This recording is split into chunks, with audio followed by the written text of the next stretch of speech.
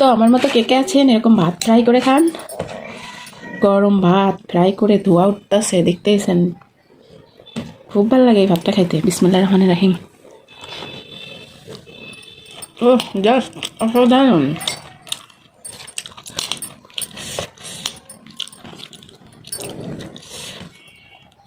এত মজা হয়েছে যা বলার মতো না।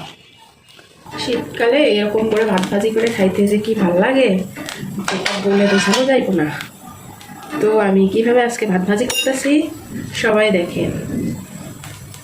আসলে আমার শীতের দিনে এই খাবারটা খেতে খুবই ভালো লাগে, কিন্তু বাসায় থাকতে পারি না। সকালে রান্না করতে করে খেতে চলে যাই, কিন্তু ভাত ভাজিটা শীতের দিনে খাওয়া পেল না। তাই শুক্রবার ভাবলাম যে ভাত ভাজিটা করে একটা বাসায় আসছি, তার জন্য এখানে দিলাম হচ্ছে 2টা পেঁয়াজ দিয়েছি, কাঁচামরিচ দিয়েছি, রসুন দিয়েছি।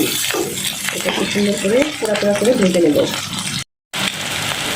এরপর একটু দিয়ে দিলাম হলুদের গুঁড়া, কারণ হলুদটা তো কালার আসার জন্য দিতেই হবে। দিলাম এখানে দিতে একটা টমেটো খালি করে রাখি, দিয়ে দিলাম টমেটো পিস করে কেটে রেখে। টমেটোটা অপশনাল, আপনি মন চাইলে দিতে পারেন, না চাইলে নাও দিতে পারেন, কোনো ব্যাপার না। তারপরে দিয়ে দিলাম স্বাদ মতো লবণ।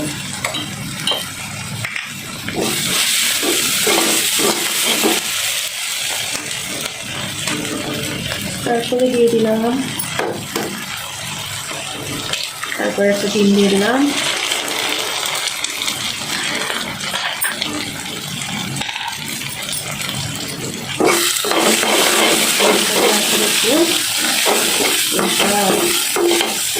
আসলে অনেক বেশি ঠান্ডা লেগে ঠান্ডা করেছিল।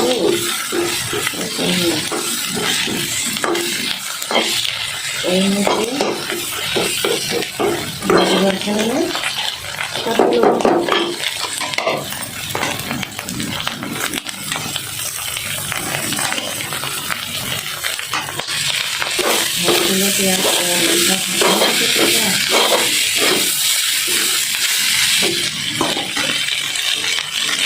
দেখতে চলে যাচ্ছে।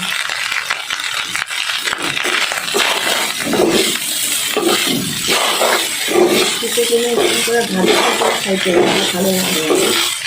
আমার থেকে টাকাটা খাবে।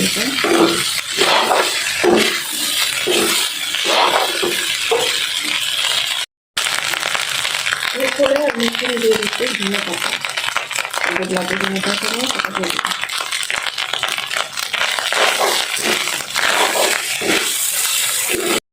এখন এখানে দিয়ে দিলাম আমি 1 চামচ ঘি। যেটা আপনার রাখতে রেখেছি তাকে তাহলে দিবেন, আপনাকে দেওয়ার দরকার নাই, কারণ আমি তো সকালে ভিজে ভাত খাই, আমার ঘরে দিয়ে থাকতে সময়, তার জন্য আমি দিতে দিলাম। আপনাদের না থাকলে দেওয়ার দরকার নেই। ওকে,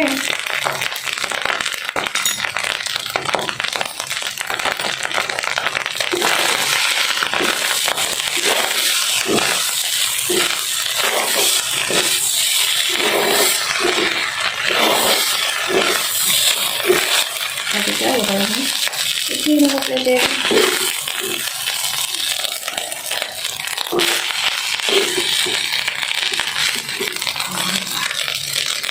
কাঁচামরিচটা বেশি খাই তো, ভাতবাড়ির সাথে কাঁচামরিচটা ভালো লাগে, তাই তো কাঁচামরিচটা একটু বেশি দিলাম। দুটা খাওয়ার পর